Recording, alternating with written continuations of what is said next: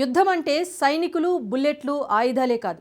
ఆ మాటకొస్తే ఒక్క బొట్టు రక్తం చిందించకుండానే, ఒక్క బుల్లెట్ పేలకుండానే శత్రువు అంతు చూడొచ్చు. ప్రత్యర్థి ఆర్థిక వ్యవస్థపై సరైన నిర్ణయంతో కొట్టే దెబ్బ ఆ దేశాన్ని అధఃపాతాళానికి తొక్కేస్తుంది. చాలా కాలంగా అమెరికా, చైనా మధ్య అలాంటి కంటికి కనిపించని యుద్ధమే జరుగుతోంది. తాజాగా ఆ వార్లోకి ఇండియా ఎంట్రీ ఇచ్చింది. యూరోపియన్ యూనియన్తో కలిసి చైనా తిక్క కుదిర్చే సరికొత్త వ్యూహాన్ని తెరపైకి తెచ్చింది. ఇంతకు చైనా లక్ష్యంగా ఇండియా, EU దేశాలు తెరపైకి తెచ్చిన మాస్టర్ స్ట్రాటజీ ఏంటి? చైనా, పశ్చిమ దేశాల వాణిజ్య యుద్ధం భారత్ తలరాతను ఎలా మార్చబోతోంది? What the story? డ్రాగన్ పశ్చిమ దేశాల ట్రేడ్ వార్లోకి భారత్ ఎంట్రీ. యూరోపియన్ యూనియన్తో కలిసి మాస్టర్ స్ట్రాటజీ. చైనా టార్గెట్గా భారత్, EU దేశాల యాక్షన్ ఏంటి? ఏ దేశం ఆర్థికంగా బలంగా ఎదగాలన్నా తయారీ రంగం ఒకటే మార్గం. మన ప్రోడక్ట్ అవసరం ప్రపంచ దేశాలకు ఏర్పడితే అదే ఆ దేశాన్ని పవర్ఫుల్ పొజిషన్లో నిలబెడుతుంది. ఇందుకు ఉదాహరణ చైనానే. తయారీ రంగమే ఆ దేశాన్ని ప్రపంచంలోనే రెండో అతిపెద్ద ఆర్థిక వ్యవస్థగా ఎదిగేలా చేసింది. కానీ ఇప్పుడు ఆ దేశ పరిస్థితులు అంతగా బాలేదు. యువ జనాభా కొరత తీవ్రంగా ఉంది. దానికి తోడు ఆర్థిక ఇబ్బందులు, చైనా వస్తువులు ప్రపంచం నమ్మకాన్ని కోల్పోవటం వంటి కారణాలతో బీజింగ్ పతనం దిశగా పయనించేలా చేస్తుంది. ఇవన్నీ సరిపోవన్నట్టుగా అమెరికా, పశ్చిమ దేశాలతో వాణిజ్య యుద్ధం బీజింగ్ను మరింత కుంగదీస్తోంది. సింపుల్ గా చెప్పాలంటే ప్రస్తుతం చైనా స్థానాన్ని భర్తీ చేయటానికి ప్రపంచానికి మరో దేశం కావాలి. అది భారతే అని చాలా దేశాలు నమ్ముతున్నాయి. మోడీ సర్కారు సైతం భారత్ను తయారీ రంగంలో తిరుగులేని స్థానంలో నిలబెట్టి చైనా స్థానాన్ని భర్తీ చేయాలని గట్టిగా డిసైడ్ అయింది. అందులో భాగంగానే ఆత్మ నిర్భర్ భారత్, మేకింగ్ ఇండియా వంటి సంస్కరణలు తెచ్చి తయారీ రంగంపై ఫోకస్ చేసింది. అయితే ఎన్ని చేసినా కాలం కూడా కలిసొస్తేనే అనుకున్నది సాధించగలం. చైనా, పశ్చిమ దేశాల వాణిజ్య యుద్ధంతో ప్రస్తుతం అదే జరుగుతోంది. వివరంగా చెప్పాలంటే భారత్కు కాలం కలిసొస్తోంది. భారత్, యూరప్ స్వేచ్ఛా వాణిజ్య సంఘం మధ్య ఫ్రీ ట్రేడ్ అగ్రిమెంట్ 2024లో జరిగింది. ఈ డీల్లో భాగంగా యూరోపియన్ ఫ్రీ ట్రేడ్ అసోసియేషన్ రాబోయే 15 ఏళ్లలో భారత్లో $100 బిలియన్ పెట్టుబడులు పెట్టనుంది. ఈ ఒప్పందంతో 10 లక్షల ఉద్యోగాలు లభిస్తాయి. Canada, Chile, China, Mexico, Korea వంటి 40 భాగస్వామ్య దేశాలతో EFTA ఇప్పటి వరకు 29 స్వేచ్ఛా వాణిజ్య ఒప్పందాలు చేసుకుంది. అయితే FTAలో పెట్టుబడుల హామీకి చట్టబద్ధత లభించటం అదే తొలిసారి.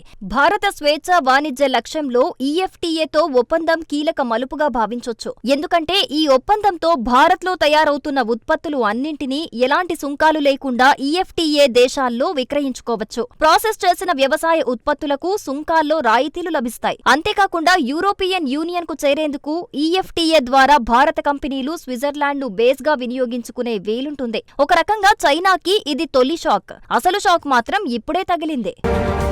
ఇటీవల బ్రసెల్స్లో జరిగిన సమావేశంలో భారత వాణిజ్య శాఖ మంత్రి Piyush Goyal, European commissioner for trade and economic security Maros Sefcovic పరస్పర ఆర్థిక వృద్ధికి ఫ్రేమ్వర్క్ను వివరించారు. వాణిజ్య సరళీకరణకు, సుంకాల సమస్యను పరిష్కరించేందుకు చర్చలు జరుగుతున్నట్లు చెప్పారు. న్యాయమైన సమాన అవకాశాలుండేలా వాణిజ్య ఎజెండాను సృష్టించాల్సిన అవసరం ఉందని పేర్కొన్నారు. 2022 నుంచి పురోగతిలో ఉన్న స్వేచ్ఛా వాణిజ్య ఒప్పందంపై చర్చలను వేగవంతం చేయటం ఈ భాగస్వామ్యం కీలక అంశాలలో ఒకటిగా ఉంది. వాణిజ్యంలో దూకుడు వైఖరిని కొనసాగిస్తూ ఉండటం, కీలకమైన ఖనిజాలు, సాంకేతిక పరిజ్ఞానాల ఎగుమతులపై ఆంక్షలు విధించటంతో పరోక్షంగా చైనాను ప్రస్తావిస్తూ ప్రత్యేకంగా కొన్ని ఆర్థిక వ్యవస్థలపైనే ఆధారపడటాన్ని తగ్గించాలని ఇరుపక్షాలు తెలిపాయి. ఇక్కడ చైనాపై ఆధారపడటమంటే ఆ దేశ వస్తువులను దిగుమతి చేసుకోవటం తగ్గించుకోవాలని. తాజా నిర్ణయంతో చైనాతో వాణిజ్యానికి యూరోపియన్ దేశాలు గుడ్ బై చెబుతాయన్నమాట. మరి EU దేశాల అవసరాలు తీర్చేది ఎవరు?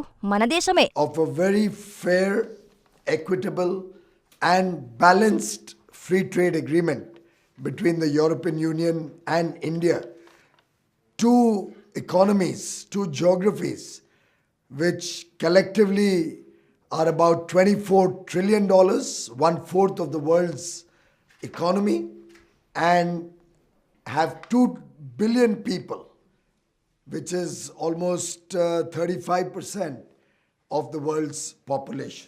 నిజానికి మన దేశంపై చైనా ఇటీవలే వాణిజ్య యుద్ధం ప్రారంభించింది. మన దేశ ఎలక్ట్రానిక్స్, విద్యుత్ వాహనాలు, సౌర విద్యుత్ ఉత్పత్తికి ఉపయోగించే సోలార్ మాడ్యూల్స్ తయారీకి అవసరమైన కీలక ముడి పదార్థాలు, యంత్ర పరికరాల ఎగుమతులపై ఆంక్షలు విధించింది. దీంతో ఈ రంగాలకు చెందిన కంపెనీలు ముడి పదార్థాలు, యంత్ర పరికరాలు లభించక ప్రత్యామ్నాయాల కోసం చూస్తున్నాయి. తన పెట్టుబడులపై ఇండియా విధించిన ఆంక్షలకు ప్రతిగా చైనా ఈ చర్య తీసుకుంటుందని భావిస్తున్నారు. ఈ చర్యలకు బెదిరిపోకుండా జపాన్, దక్షిణ కొరియా దేశాల నుంచి భారత్ ఈ ముడి పదార్థాలు, యంత్రాలు దిగుమతి చేసుకునేందుకు ప్రయత్నించాలని నిపుణులు సూచిస్తున్నారు. ఇప్పుడు ఈయూతో ఇండియా చేస్తోంది అదే. ఈ చర్య వల్ల మేడ్ ఇన్ ఇండియా బ్రాండ్ను విశ్వవ్యాప్తం చేయటానికి అవకాశం ఏర్పడుతుంది. అటు చైనాపై ఆధారపడటమూ తగ్గుతుంది. 2023 ఫిబ్రవరిలో ప్రారంభమైన India EU trade and technology council సైతం ఇరు ప్రాంతాల మధ్య సులభతర వాణిజ్య పద్ధతులను సిద్ధం చేయటానికి కృషి చేస్తోంది. భారత్ EU మధ్య సహకారాన్ని పెంపొందించటం, వాణిజ్య పెట్టుబడులను పెంచటం, భాగస్వామ్య విలువలను పరిరక్షిస్తూ సాంకేతిక పారిశ్రామిక నాయకత్వాన్ని పెంపొందించేందుకు ఈ కౌన్సిల్ పనిచేస్తోంది. నిజానికి అమెరికా అధ్యక్షుడిగా డొనాల్డ్ ట్రంప్ ఛార్జ్ తీసుకోవటంతోనే చైనాకు కష్టాలు మొదలవుతాయి. ఇప్పటికే చైనా, అమెరికా, పశ్చిమ దేశాల మధ్య ఉన్న వాణిజ్య యుద్ధం మరింత ముదరబోతోంది. ఈ పరిస్థితులే భారత్కు అనుకూలం కాబోతున్నాయని విశ్లేషకులు అభిప్రాయపడుతున్నారు. మరి ఈ 4 ఏళ్ల ట్రంప్ పాలనను మోడీ సర్కార్ పాజిటివ్గా ఎలా మలుచుకుంటుందో చూడాలి.